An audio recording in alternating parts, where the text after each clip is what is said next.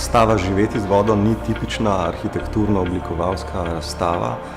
Ne gre za predstavitev najlepših projektov ali pa najzanimivejših ali pa ključnih projektov ali pa predmetov, ampak gre za poskus skozi vprašanje vode odpreti vprašanja ekologije, vprašanja klimatskih sprememb. Živeti z vodo na optimalen način pomeni dejansko upoštevati znanje različnih strok.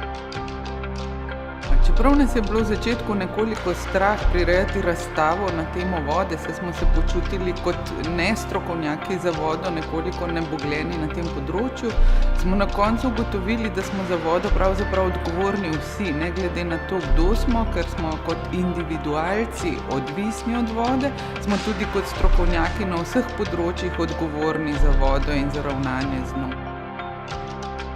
Razstava je namenjena temu, da bi se ljudje zavedali, kaj odločitve, ki jih sprejemajo, pomenijo za prostor, kakšne posledice lahko prinesejo.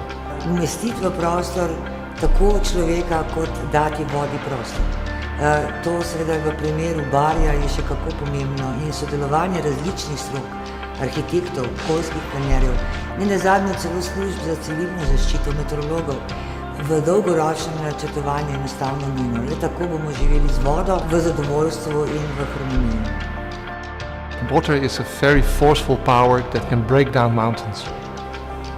Ne bom zdaj začela delati prototipične projekte, ko se ukvarjajo z vodo, ampak namesto tega bo to, kar sem se tukaj naučila, nekako vplivalo na vsak projekt, ko ga bomo tukaj naprej delali.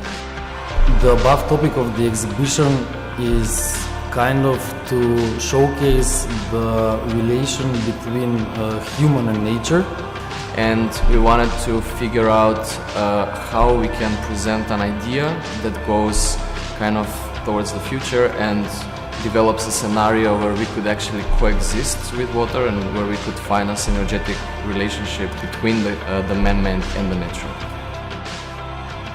My contribution is a video called Hydrotopia, in which I explore different attitudes towards water. So it was a sort of research and mapping process where I was looking at different attitudes that people have towards water. So the project, it's called Wet Protocols, an amphibious glossary, and it's an installation that is consisted in a book and basically tries to challenge how water has been the subject of regulation, protocols and policing. Well, you know, I think we learn more and more about water and about nature and how it functions. And I really believe that we will find more and more ways to, instead of fighting against water, to find a way to collaborate with water.